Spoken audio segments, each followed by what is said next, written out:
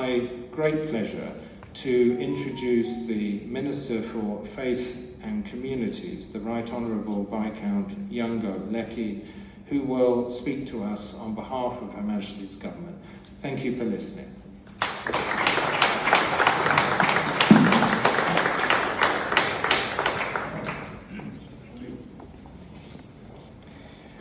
Well, can I start off by saying a very happy birthday to Anthony, and thank you very much for your introduction.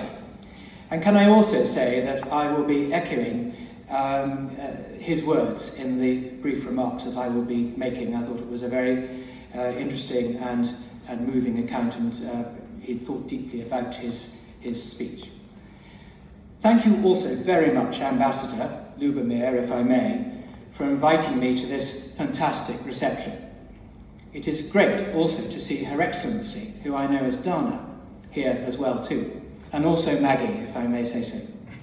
Very much a family occasion, perhaps. Firstly, could I say also that I'm very much looking forward to listening to Archbishop Angelos' remarks.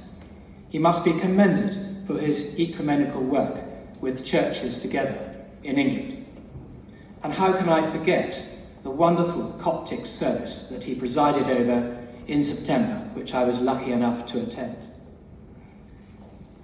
Thank you, Ambassador, for giving me the opportunity to share some brief thoughts on the government's approach to faith communities across England. Let me tell you first about our approach. Firstly, we celebrate the fact that faith is a vital part of people's identities and motivates many. And it's been a pleasure for me to meet many diverse faith communities and hear what's on their minds.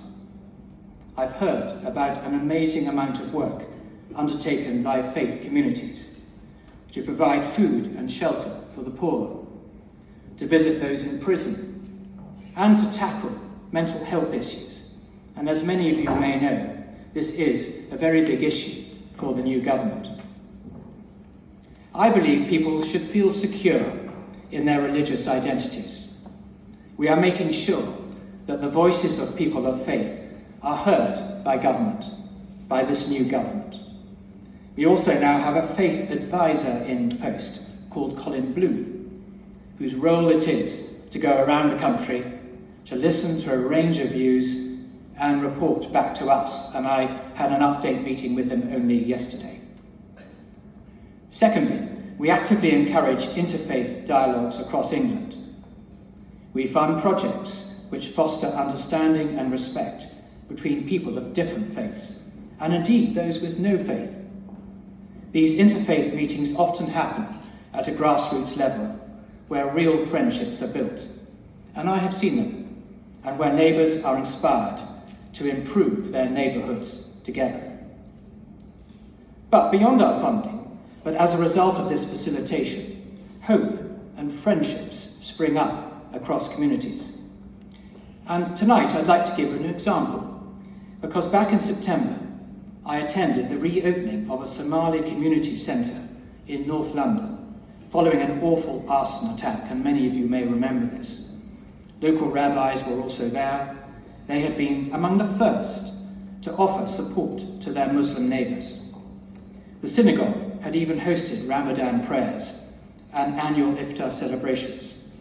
And this is an uplifting story and gives us all great hope.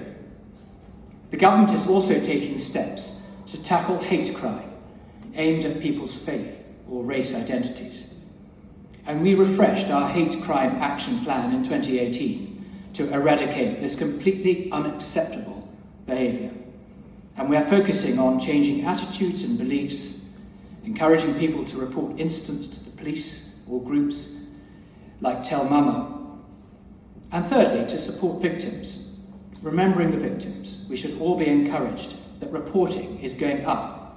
We also provide funding for security for places of worship for those who need it, including mosques and synagogues.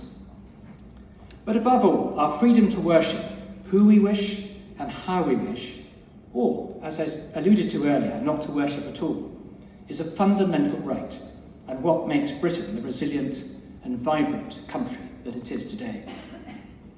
And our interest doesn't just stop in the UK. As the Prime Minister pointed out in his Christmas message, the UK remains firmly against religious persecution abroad. And we now have a special envoy for freedom of religion or belief. And I'm sure you will all see his work in the international sphere. So, at the start of this new decade, and in a newly elected government, I, as Minister for Faith, working cross-governmentally, will continue to celebrate the vital role of faith in our national life, guiding the moral outlook of many, inspiring greater numbers of people to public service, and providing substantive help to those in need. I look forward to meeting many more people of faith this year and in the future, and hearing about new friendships springing up across our neighbourhoods.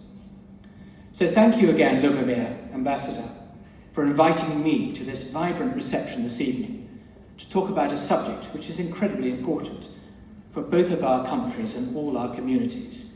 I know you and Dana are a great asset to UK-Slovakian relations. We are very lucky to have a European Diplomat of the Year as our colleague, who takes a great interest in this area. Thank you very much.